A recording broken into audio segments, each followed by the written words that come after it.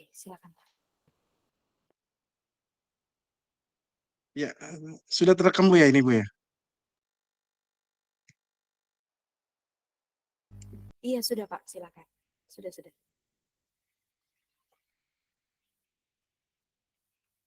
Ya, oke. Terima kasih sebelumnya atas waktunya Bapak-bapak, Ibu-ibu guru ya. Jadi Bu Nur Laila ini adalah guru-guru yang ada di sekolah saya di SD 002 Sungai Kunjang. Ada juga dari guru lain dari SD 015 Ibu apa Mala yang ikut bergabung juga di room ini Bu. Nah, jadi terima kasih buat teman-teman yang sudah bersedia meluangkan waktunya untuk menghadiri webinar saya ini. Sebelum saya mulai, apakah pastikan dulu apakah suara saya terdengar, Bapak Ibu? Jelas, Pak. Ya. Alhamdulillah. Ya, mungkin langsung aja Bu ya untuk mempersingkat waktu. Sekarang sudah jam 1 lewat 10 menit nih. Molor 10 menit. Ini mohon maaf ini Bu. Ya.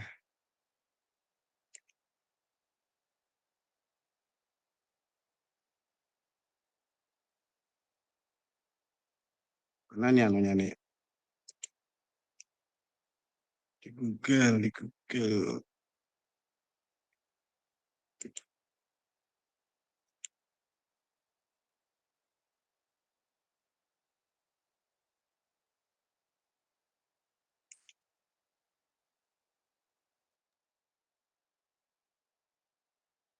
Kelihatan Bu gambarnya nih Bu, Bapak Ibu. Terlihat, Pak. Iya, soalnya saya nggak bisa monitor ini.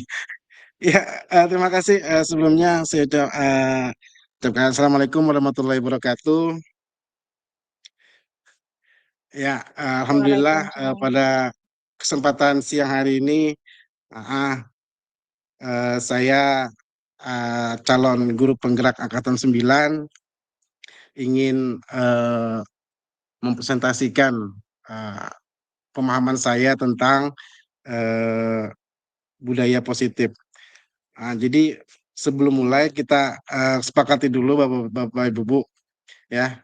Untuk kali ini ya kita dilarang untuk merekam karena saya yang sudah merekam.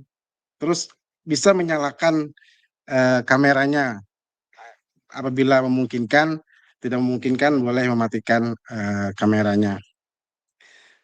Untuk mic juga mohon dimatikan supaya presentasi ini berjalan dengan lancar. Apabila ada yang ingin ditanyakan, boleh Ibu Picik raise hand atau mengangkat tangan. Boleh juga menuliskan sesuatu di kolom komentar, Bapak Ibu ya.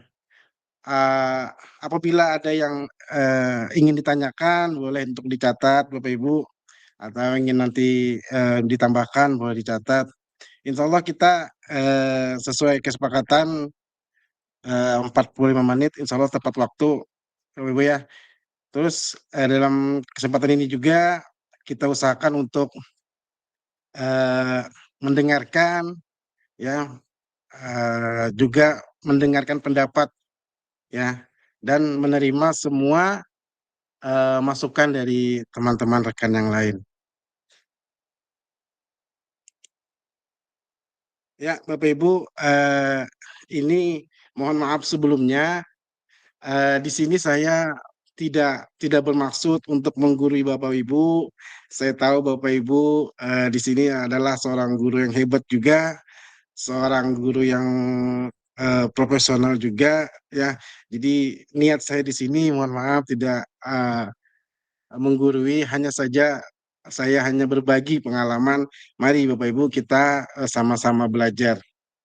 Ya, di modul 14 ini adalah aksi nyata yang mana yang harus saya selesaikan di program guru penggerak ini, Bapak Ibu, ya, tentang aksi nyata budaya positif di sekolah, Bapak Ibu ya. Saya didampingi oleh dua nih, Bapak Ibu. Ada fasilitator saya namanya Ibu Nur Laila dan pengajar praktik Pak Asanopik. Ya, oke. Latar belakangnya Ibu, Bapak Ibu, dari budaya positif yang saya terapkan ini adalah bagaimana kita menciptakan lingkungan yang positif, aman dan nyaman untuk anak dan tentu saja yang berpusat pada murid supaya murid kita memiliki karakter yang baik sesuai dengan yang kita harapkan.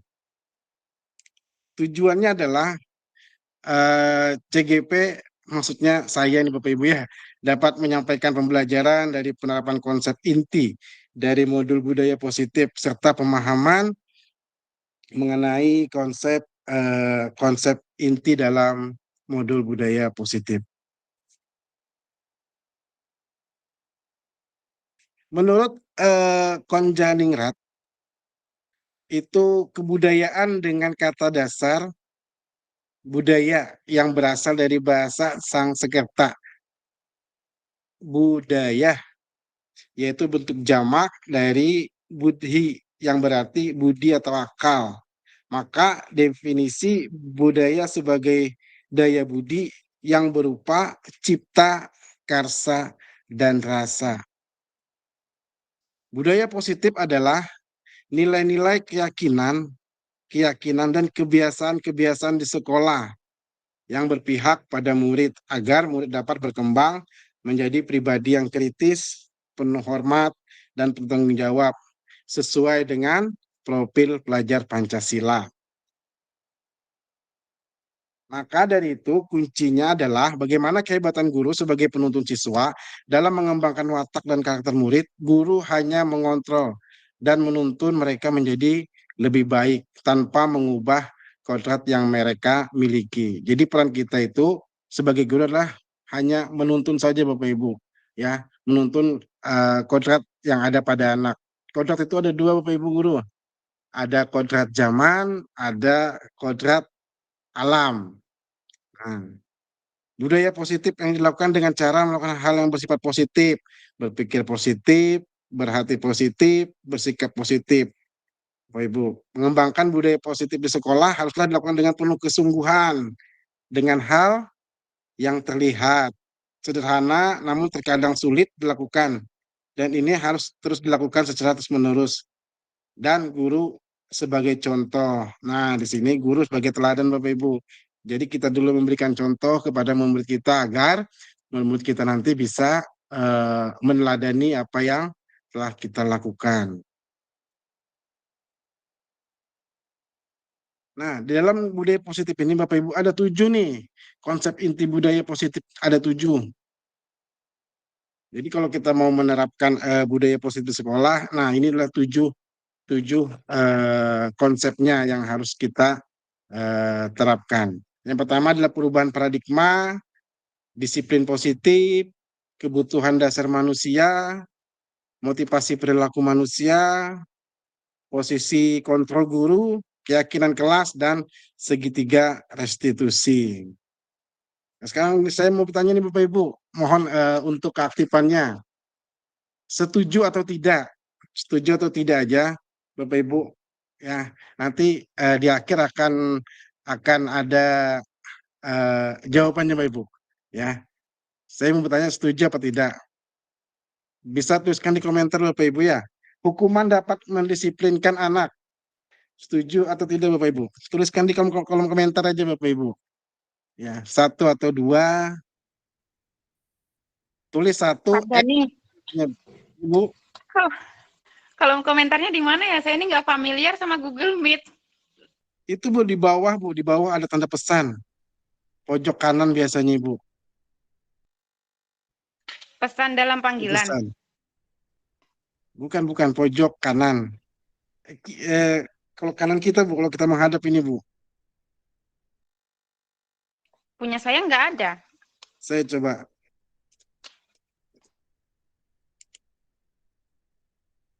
Ada itu saya kirim tes gitu. Apakah masuk Bapak Ibu? Oke, kalau enggak bisa mungkin dari vokal aja.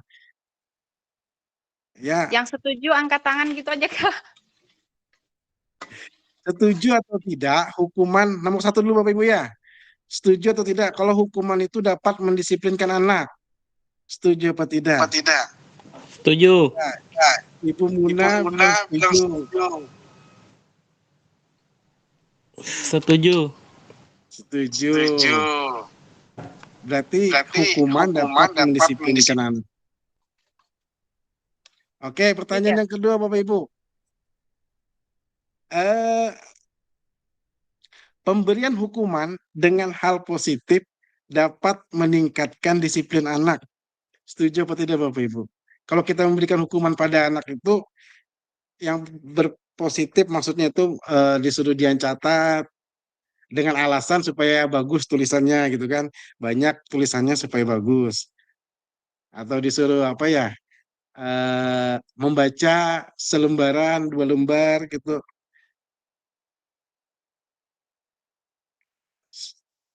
Setuju ya? Oke, nomor 3, memberi penghargaan dapat meningkatkan motivasi anak. Penghargaan ini maksudnya pujian Bapak Ibu. Ya, Bu Wida, angkat tangan maksudnya Bu Wida. Setuju ya? Setuju. Oke, siap. Ya, lanjut Bapak Ibu ya. Lanjut aja, nanti kita bahas. Nanti kita diskusikan.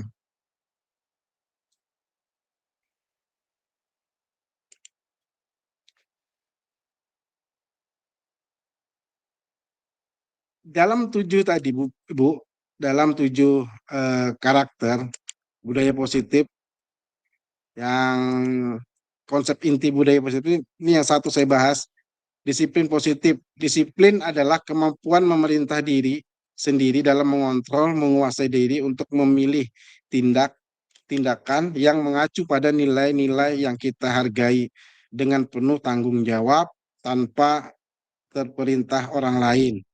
Nilai-nilai yang kita hargai adalah nilai kebajikan, sifat positif, manusia yang merupakan tujuan mulia yang ingin dicapai setiap individu, yaitu nilai-nilai dalam profil pelajar Pancasila, Bapak Ibu ya. Nah, ini adalah 6 karakter profil pelajar Pancasila yang mana di dalam kurikulum Merdeka ini eh, kita harus menerapkan namanya 6 karakter profil pelajar Pancasila.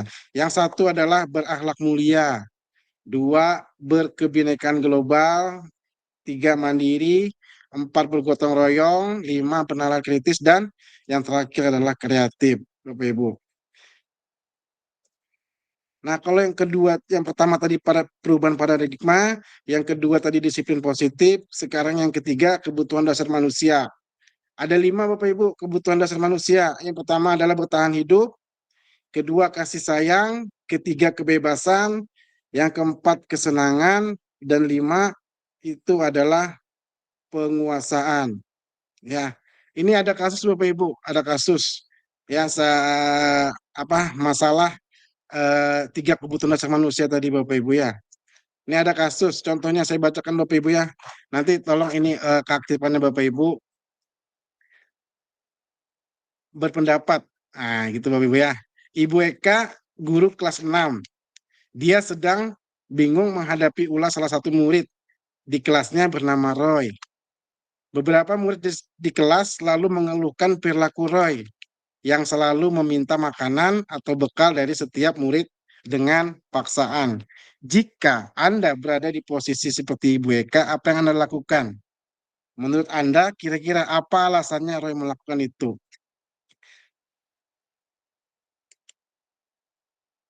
Ya, mungkin dari teman-teman ada yang berpendapat kah? Kira-kira Ibu Eka guru kelas 6, ada siswanya namanya Roy. Nah, Ibu Eka ngeluh karena Roy ini murid-muridnya ngeluh karena Roy selalu meminta makanan bekal dari setiap muridnya dengan paksaan. Jika Bapak Ibu nih berada seperti Bu Eka, apa yang Anda lakukan? Mana Bapak Ibu? Ada yang berpendapat kah? Ya, silakan Ibu Ratna Sari Maulida. Alhamdulillah mau bergabung dari SD 006 Sungai Kunjang. Oke, terima kasih Pak Ardani. Iya, siap Saya Bu. mencoba menganalisis kasus yang Pak Ardani berikan. Ini ada Ibu Eka, guru kelas 1, sedang bingung menghadapi ulah salah satu muridnya di kelasnya bernama Roy, yang selalu meminta makanan atau bekal dari setiap murid dengan paksaan. Iya, Bu, Mungkin Ibu. tindakan pertama yang dilakukan oleh Bu Eka adalah memanggilnya.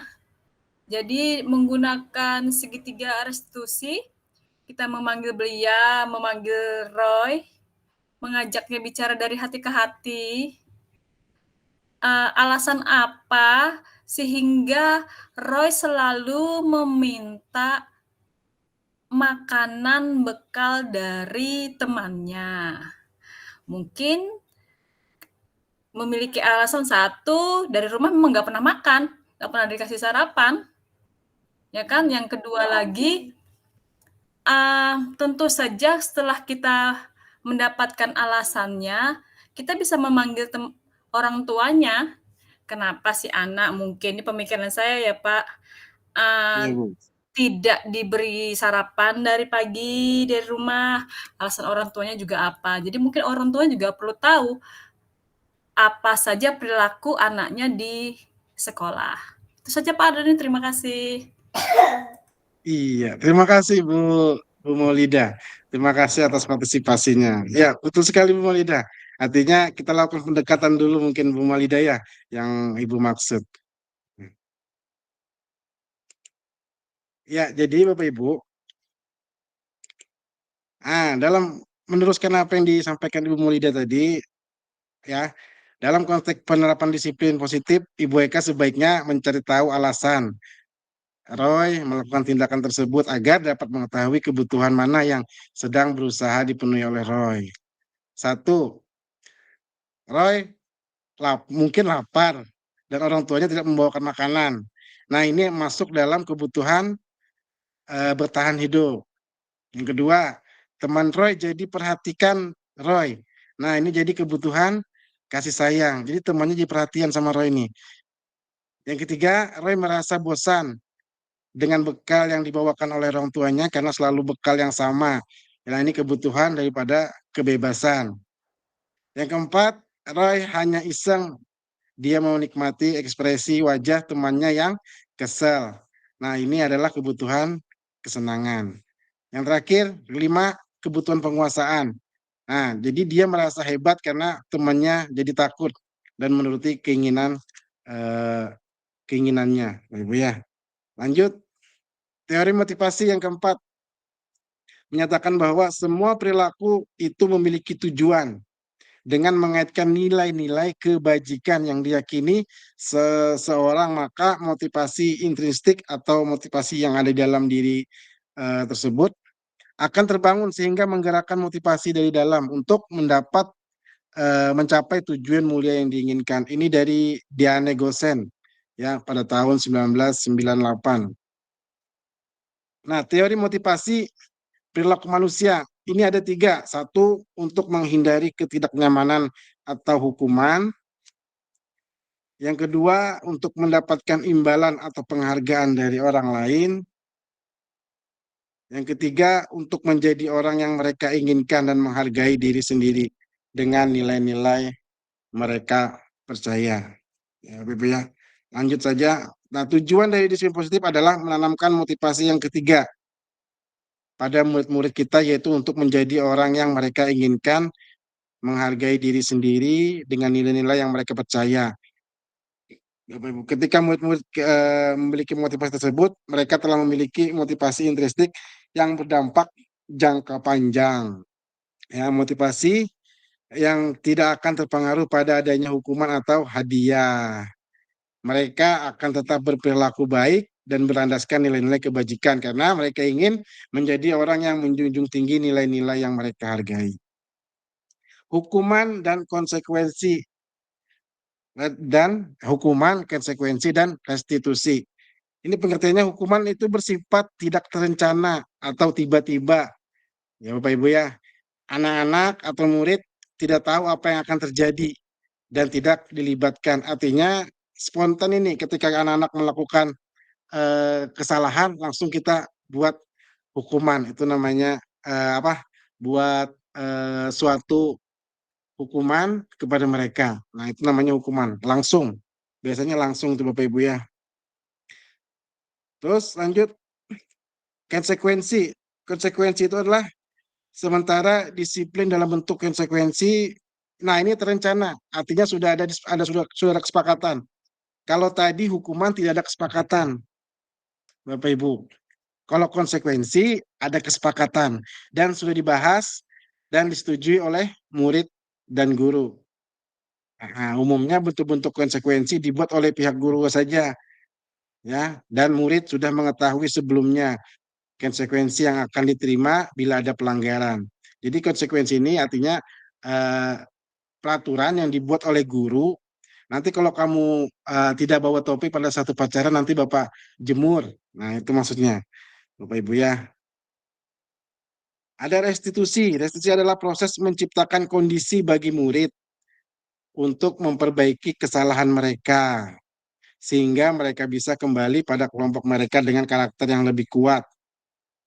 Restitusi juga merupakan proses kolaboratif yang mengajarkan murid untuk mencari solusi untuk masalah mereka dan membantu murid berpikir tentang orang seperti apa yang mereka inginkan dan bagaimana mereka harus memperlakukan orang lain. Nah, jadi restitusi ini adalah sama kayak kasus yang tadi, melakukan pendekatan.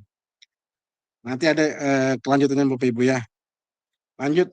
Nah, hukuman atau konsekuensi ya. Lari mengelilingi lapangan karena terlambat. Kan itu jatuhnya hukuman Bapak Ibu ya. Hukuman lari mengelilingi lapangan karena terlambat. Itu hukuman Bapak Ibu. Contohnya nih. Membersihkan coretan yang dibuat murid di meja. Nah, itu namanya konsekuensi karena apa nih? Ada perjanjian, ada kesepakatan antara guru dan murid bahwa tidak boleh mencoret-coret meja Bapak Ibu ya. Nah, push up karena tidak menggunakan topi saat upacara. Nah, itu hukuman Bapak Ibu. Ya, masuk kategori hukuman. Menggantikan buku teman yang telah dicoret. Nah, ini jatuhnya konsekuensi Bapak Ibu ya. Terus berdiri di depan kelas sambil mengangkat kaki, satu karena tidak bisa mengerjakan PR. Berdiri di depan kelas. Nah, ini juga termasuk bagian daripada hukuman. Nah, ada 5 posisi kontrol guru. Berdasarkan pada teori kontrol, Dr. William Glasser, Gosen berkesimpulan ada 5 posisi kontrol yang diterapkan oleh guru. Orang tua ataupun atasan dalam melakukan kontrol adalah ada posisi penghukum, ada posisi pembuat rasa bersalah, 3 ada kontrol sebagai teman, 4 ada pemantau, dan 5 ada sebagai manajer. Nah, penghukum ini biasanya dia melakukan hukuman fisik atau verbal. Biasanya kata-kata yang dikeluarkan itu adalah patuhi aturan saya atau awas, kamu selalu aja salah. Selalu, pasti selalu yang terakhir selesai. Nah, kata-kata ini Bapak Ibu, guru seperti ini senantiasa percaya hanya ada satu cara agar pembelajaran bisa berhasil, yaitu dengan caranya dia. Nah, ini tidak boleh Bapak Ibu ya. Tidak boleh dilakukan oleh seorang pendidik. Jadi penghukum itu biasanya dia bersuara dengan nada tinggi. Ciri-cirinya Bapak Ibu ya. Bahasa tubuh. Ini tuh biasanya matanya melotot atau tangannya di pinggang, apa namanya, berkacak pinggang. Contohnya begini, terlambat lagi, pasti terlambat lagi, selalu datang terlambat. Kapan bisa datang tepat waktu? Sekarang kita tanyakan kepada diri kita Bapak Ibu ya, bagaimana perasaan murid bila guru berkata seperti itu? Pada saat murid datang terlambat, kemungkinan murid murid marah Bu hasilnya. Hasilnya kemungkinan murid akan marah dan mereka akan mendendam. Nah, bisa jadi murid tersebut ini bersikap arogan Bapak Ibu, bersikap yang tidak baik.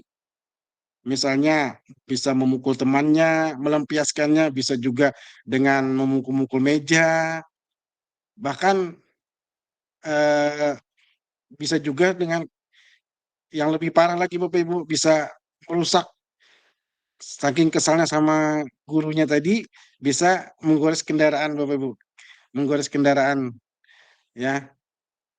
Lanjut. Nah, ada lagi posisi kontrol pembuat merasa bersalah. Posisi ini biasanya guru akan bersuara lebih lembut ya, menggunakan keheningan biasanya ya, merasa tidak nyaman, merasa bersalah atau rendah diri. Biasanya ciri-cirinya kata yang sering dikeluarkan itu adalah ibu sangat kecewa sekali dengan kamu. Berapa kali Bapak harus memberitahu kamu ya? Gimana coba kalau orang tua kamu tahu kamu berbuat begini? Bapak Ibu, di posisi ini murid akan memiliki penilaian diri yang buruk tentang diri mereka. Murid merasa tidak berharga dan telah mengecewakan orang-orang yang disayanginya. Pembuat merasa bersalah itu ciri-cirinya adalah dengan nada suara yang memelas, halus, dan sedih. Adi, kamu ini gimana ya? Kamu sudah berjanji dengan ibu tidak akan terlambat lagi. Kamu kenapa ya? Senang sekali mengecewakan ibu. Ibu benar-benar kecewa sekali. Nah, begini contohnya ibu. Ya, bagaimana perasaan murid bila ditegur seperti ini? Maka hasilnya adalah murid akan merasa bersalah Bapak Ibu. Bersalah telah mengecewakan ibu atau bapak gurunya. Murid akan merasa menjadi orang yang gagal dan tidak sanggup membagaikan orang lain. Kadangkala sikap seperti ini lebih berbahaya dari sikap penghukum. Bapak Ibu ya. Terus yang ketiga, teman.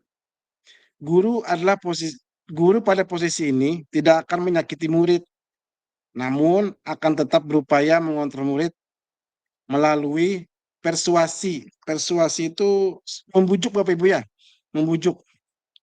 Posisi teman pada guru biasanya bisa negatif, bisa juga positif. Positif di sini berupa hubungan baik antara guru dan murid. Nah, biasanya guru di posisi ini ya akan terjalin hubungan baik Bapak Ibu ya.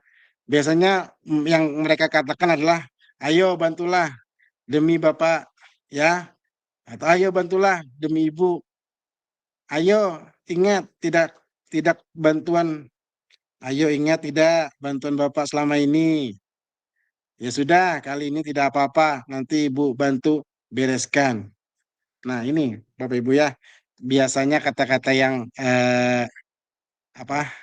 yang bisa dikeluarkan pada saat guru berada di posisi sebagai teman. Hal negatifnya adalah bila suatu guru tersebut tidak membantu, maka murid akan kecewa dan berkata, "Saya pikir Bapak Ibu teman saya." Murid merasa dikecewakan dan tidak mau lagi berusaha. Nada suaranya ramah, akrab, dan bercanda.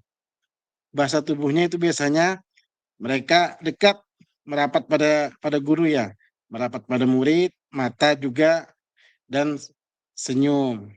Contohnya nih, Adi, ayolah, bagaimana sih kamu? Kemarin kamu sudah janji ke Bapak tidak terlambat lagi, sambil tertawa. Ya. Nah, kalau kita terapkan ini Bapak Ibu, bagaimana hasilnya?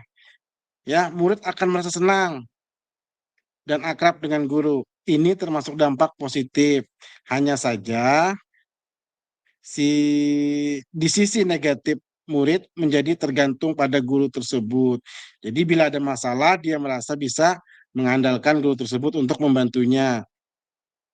Nah, ini Bapak Ibu posisi sebagai teman. Nah, ada lagi posisi sebagai pemantau. Ini memantau berarti mengawasi. Pada saat kita mengawasi, kita bertanggung jawab atas perilaku orang-orang yang kita awasi. Posisi pemantau berdasarkan pada peraturan-peraturan dan konsekuensi dengan menggunakan sanksi atau konsekuensi. Kita dapat memisahkan hubungan pribadi kita dengan murid sebagai seseorang yang menjalankan posisi pemantau. Biasanya pertanyaan yang diajukan itu adalah peraturan apa? Peraturannya apa? Apa yang telah kamu lakukan? Sanksi atau konsekuensinya apa? Ini contohnya Bapak Ibu ya. Adi, tahukah kamu jam berapa kita memulai? Tahu, Pak. Kamu terlambat 15 menit. Apakah kamu sudah mengerti konsekuensi yang harus dilakukan bila terlambat? Kata Adi, paham, Pak. Saya harus tinggal kelas pada jam istirahat nanti dan mengerjakan tugas ketertinggalan saya.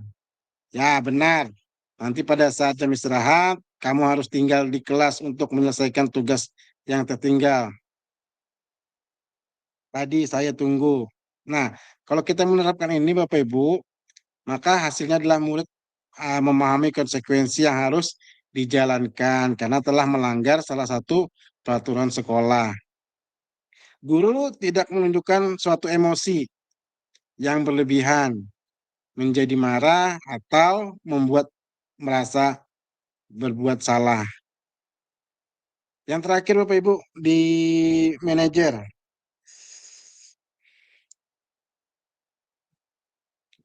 Manajer adalah posisi di mana guru berbuat sesuatu bersama dengan murid, mempersilahkan murid mempertanggungjawabkan perilakunya, mendukung murid agar dapat menemukan solusi atas permasalahannya sendiri.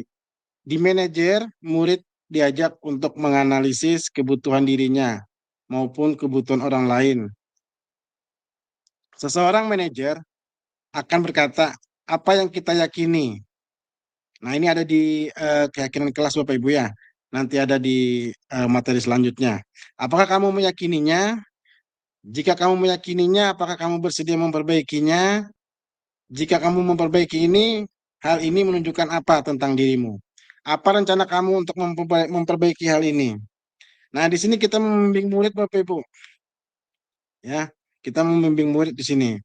Nah, jadi pencapaian dalam posisi manajer, di mana posisi ini murid dapat menjadi pribadi yang mandiri, merdeka, dan bertanggung jawab atas segala perilaku dan sikap. Contohnya begini Bapak Ibu, nih ada kata-kata contohnya nih. Adi, apakah kamu mengetahui jam berapa sekolah dimulai?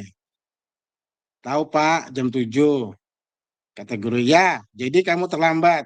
Kira-kira bagaimana kamu akan memperbaiki masalah ini? Saya bisa menanyakan teman saya, Pak, untuk mengejar tugas yang tertinggal.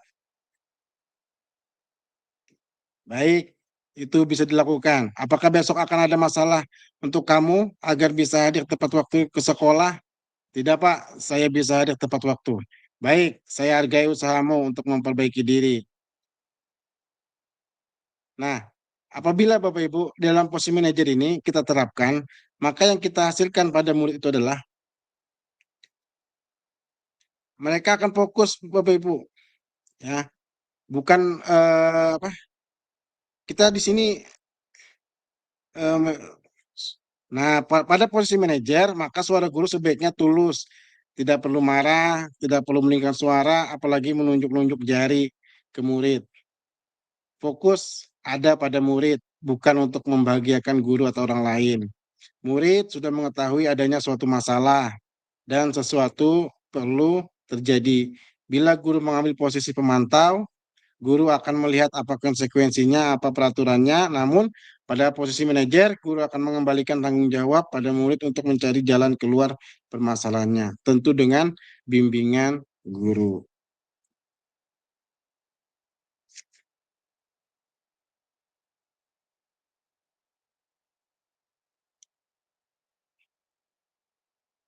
Ya, yang keenam, keyakinan kelas Bapak Ibu.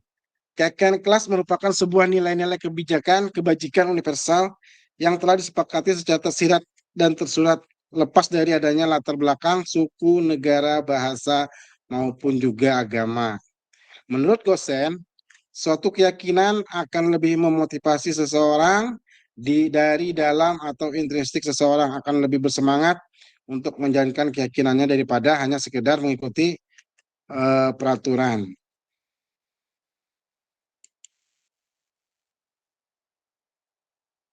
Keyakinan kelas dibuat secara bersama-sama dengan seluruh siswa yang mempunyai nilai-nilai kebajikan yang dapat dipercaya. Keyakinan kelas merupakan salah satu disiplin positif yang dapat untuk diterapkan dalam membangun budaya positif di lingkungan sekolah. Dengan adanya sebuah keyakinan kelas dalam setiap kelas, diharapkan mampu mewujudkan tujuan dari pendidikan yang lebih berorientasi kepada profil pelajar Pancasila.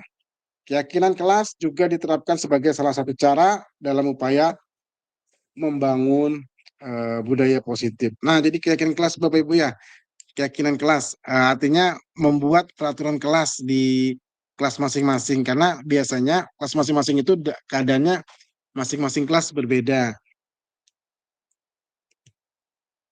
Nah, ini Bapak Ibu ya, peraturan dan nilai kebajikan yang ada yang tertanam di situ.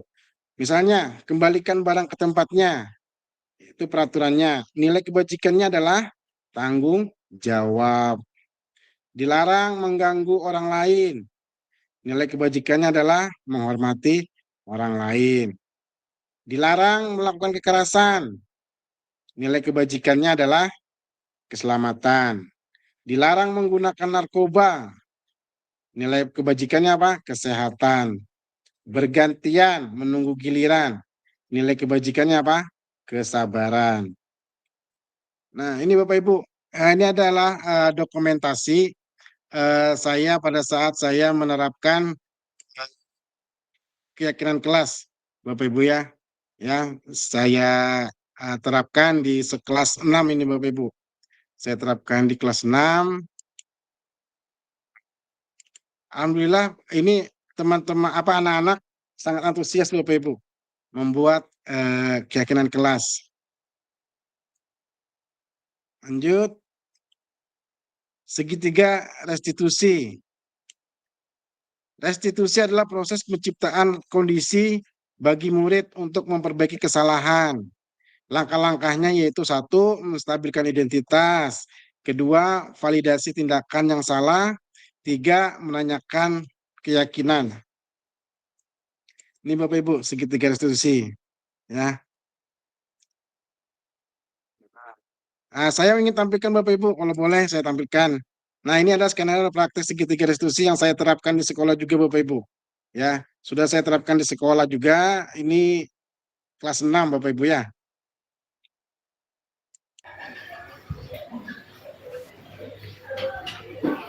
Nah, langsung ngapain? Bawa buku catatannya. Sini bukunya. Nah, kita akan lanjutkan ya.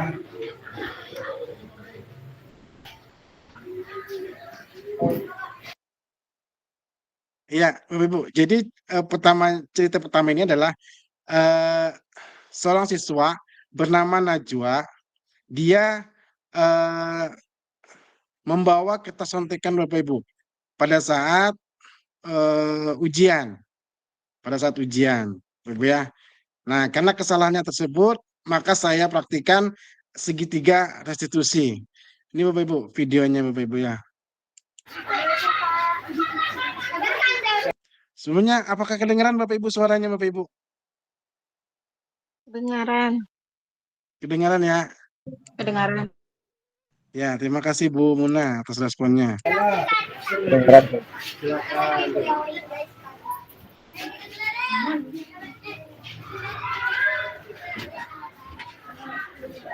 Apakah Najwa tahu mengapa kamu Bapak panggil ke sini?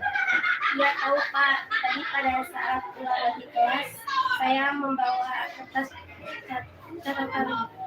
Kenapa kamu melakukan itu Najwa? Ya Pak, jadi tadi malam saya tidak belajar karena asik main HP sehingga lupa waktu. Oh,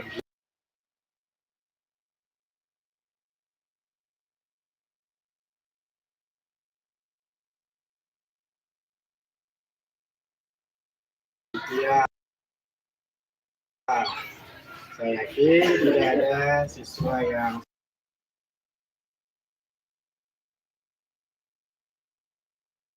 sempurna.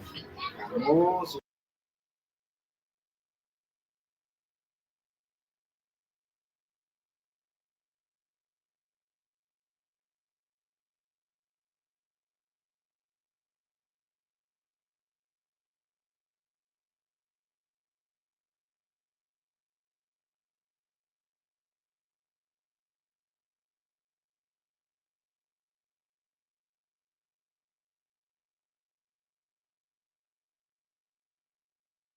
Bapak Ibu ya, sudah baik mau mengakui kesalahan yang sudah kami lakukan. Ya Pak, saya minta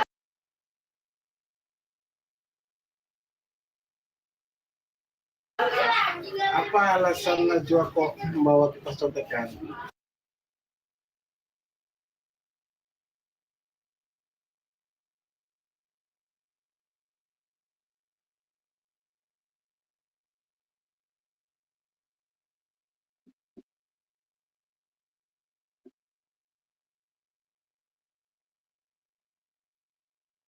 Assalamualaikum warahmatullahi wabarakatuh. Nama saya Najwa, kelas 6B.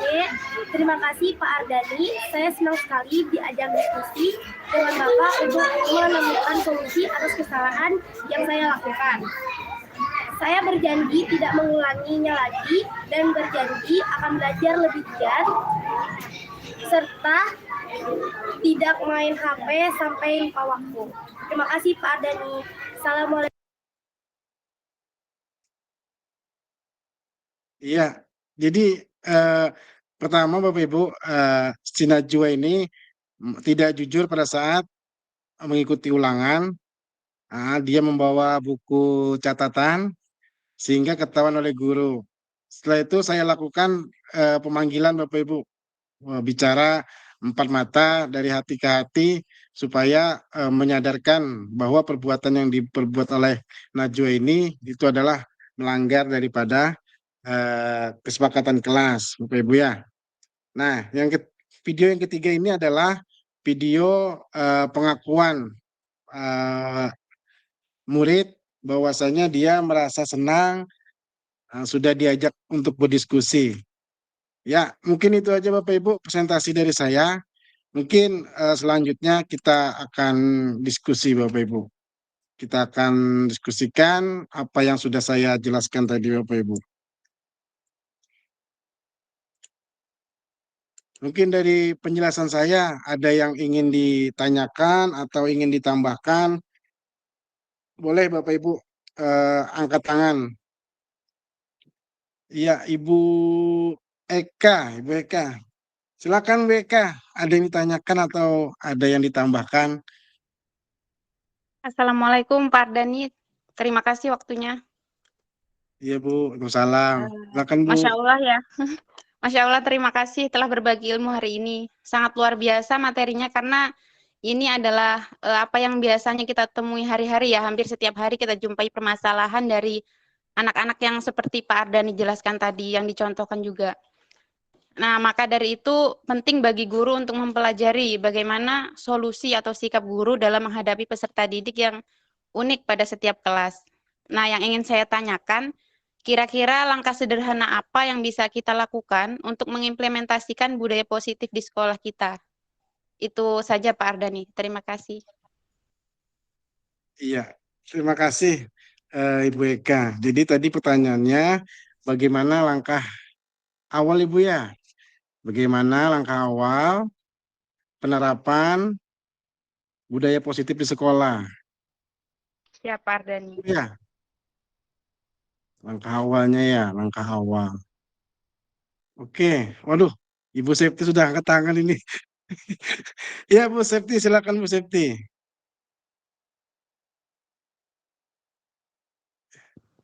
Ibu Assalamualaikum Septi. warahmatullahi wabarakatuh. Waalaikumsalam Bu Septi. Kayaknya sama aja sih, ya 11-12 lah pertanyaan sama Bu Eka. Kira-kira langkah apa yang dilakukan untuk memulai kesepakatan kelas, Pak? Langkah awal untuk membuat kesepakatan kelas Bu ya. Iya.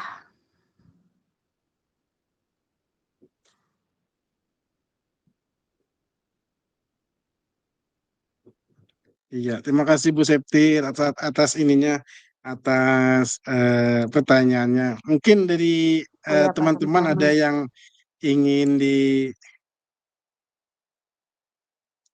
ini, ada yang ingin menjawab pertanyaan dari Bu Eka atau Bu Septi? Saya lempar ke kelas ini, ke audiens. Bagaimana langkah awal dalam penerapan budaya positif di sekolah? Bu Muna, ada yang mau ditambahkan kah? Ada atau mau menanggapi pertanyaan dari Ibu Eka?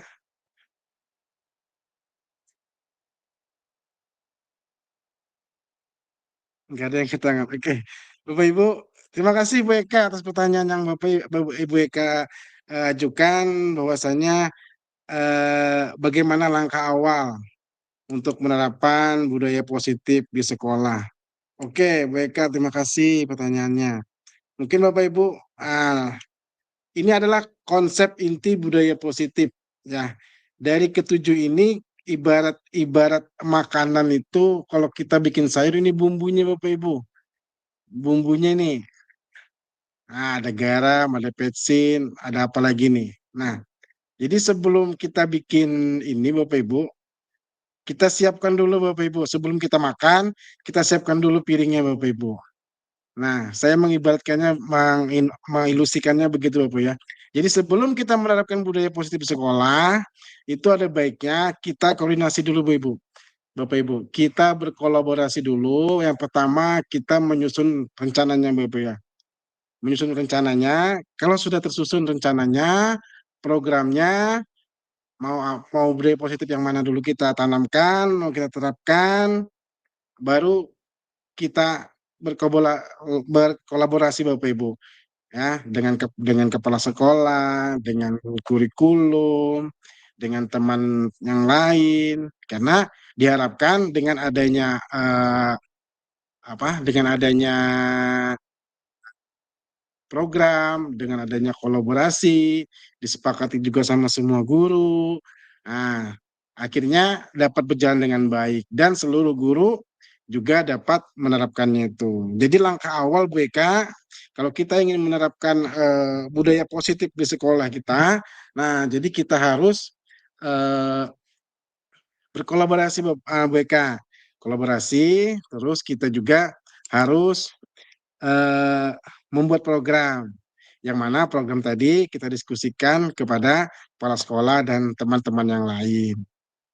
Mungkin itu BK, mungkin ada yang ditambahkan dari jawaban yang saya jawab tadi.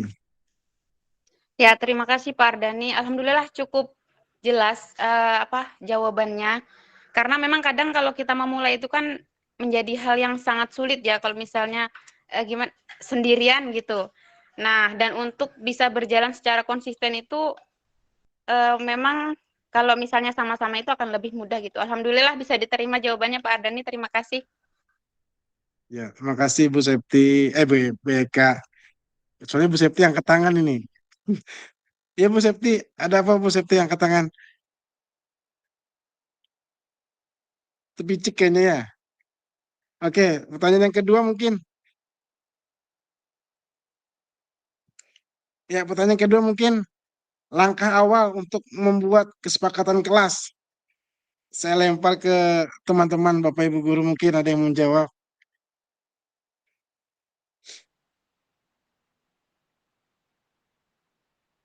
Ya, wah alhamdulillah Pak Abdillah. Silakan Pak Abdillah. Terima kasih Pak Ardani. Assalamualaikum warahmatullahi wabarakatuh. Waalaikumsalam warahmatullahi wabarakatuh. Langkah awal membuat keyakinan kelas ya Pak Ardani ya. Mungkin Iya, Pak. awalnya itu diperlukan rumusan-rumusan dulu Pak Ardani. Jadi kita diskusikan di kelas atau sebelumnya juga kita kan pertama tadi kan langkah awal membuat budaya positif tadi ya. Nah di situ juga bisa Iya, Pak. kita rumuskan bersama para guru-guru juga, sehingga konsep keyakinan kelas itu bisa diseragamkan di seluruh kelas, atau memang kalau memang ingin merdeka atau kebebasan itu kan setiap guru kan memiliki kebebasan misalnya di dalam kelasnya. Jadi konsep keyakinan kelasnya boleh berbeda-beda, tapi kalau memang seragam ya juga bagus juga. Mungkin itu saja masukan saya Pak Ardani, terima kasih. Assalamualaikum warahmatullahi wabarakatuh. Waalaikumsalam. Ya, terima kasih Pak Abdillah atas pendapatnya. Betul sekali itu apa yang disampaikan oleh Pak Abdillah, bahwasanya dalam penerapan langkah awal untuk membuat keyakinan kelas, ya, kesepakatan kelas, kita adakan karena setiap kelas itu keadaannya beda-beda, karakter muridnya beda-beda dalam kelas. Nah, jadi menyesuaikan apa yang ada di kelas kita. Contohnya di kelas 1 itu 1A itu muridnya lepas sepatu pada saat di kelas, tapi 1B tidak. Nah, jadi itulah makanya kita sesuaikan dengan keadaan di kelas kita masing-masing. Dengan cara apa? Dengan cara ya tadi kita ajak siswa kita berkolaborasi untuk mengemukakan pendapatnya. Apa sih yang mereka inginkan supaya mereka ini belajar jadi nyaman, jadi aman. Peraturan yang gimana sih yang mereka mau? Gitu. Nah, contohnya misalnya kemarin saya pernah bikin keyakinan kelas itu ada yang tidak boleh menoleh ke belakang, tidak boleh mengganggu teman, tidak boleh dilarang membawa HP. Nah, itu. Jadi macam-macam peraturan yang ingin dibuat di kelas. Nah, jadi langkah awalnya kita berkolaborasi, kita melihat keadaan kelas kita bagaimana, kita diskusikan sama siswa kita, baru kita kesepakati bersama, baru nanti ada hukuman tadi, ada konsekuensi, ada segitiga restitusi untuk menjalankan penerapan budaya positif tadi. Mungkin itu Bu Septi, ada yang ditambahkan mungkin dari jawaban saya.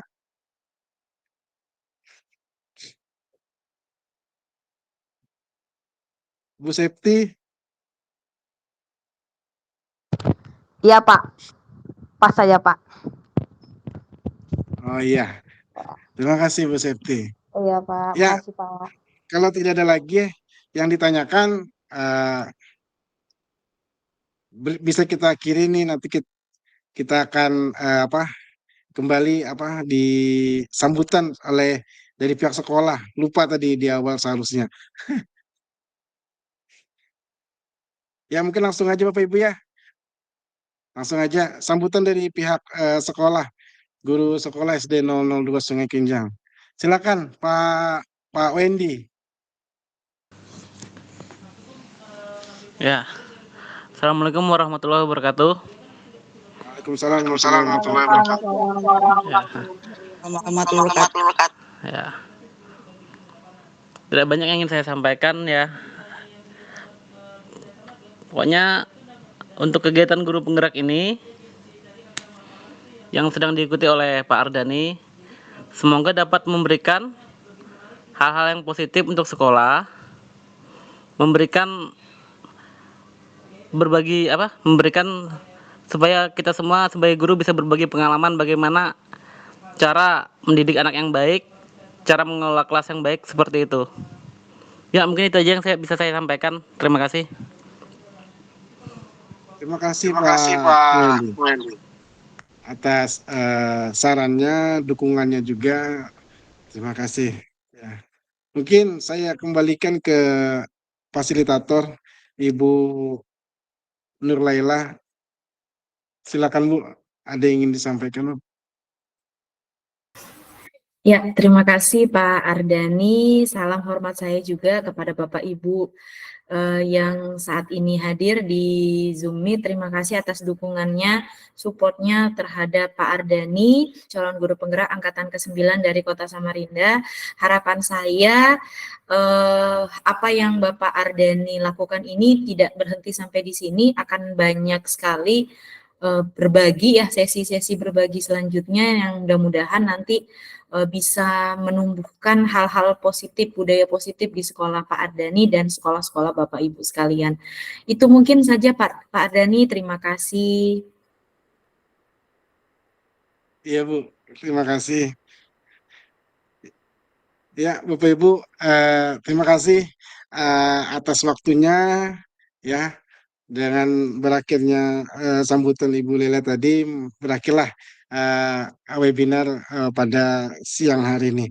Sekali lagi saya ucapkan terima kasih Bapak Ibu yang sudah hadir, yang sudah berpartisipasi. Mudah-mudahan semua apa yang kita lakukan pada hari ini mendapatkan nilai pahala dan ibadah di hadapan Allah Subhanahu wa taala. Mungkin itu saja. Terima kasih buat teman-teman ya. Buat Bapak Ibu guru, Ibu Nurlela, terima kasih sudah berkenan untuk hadir di webinar saya. Ya, mungkin itu saja. Assalamualaikum warahmatullahi wabarakatuh. Waalaikumsalam warahmatullahi wabarakatuh. Waalaikumsalam warahmatullahi wabarakatuh. Waalaikumsalam.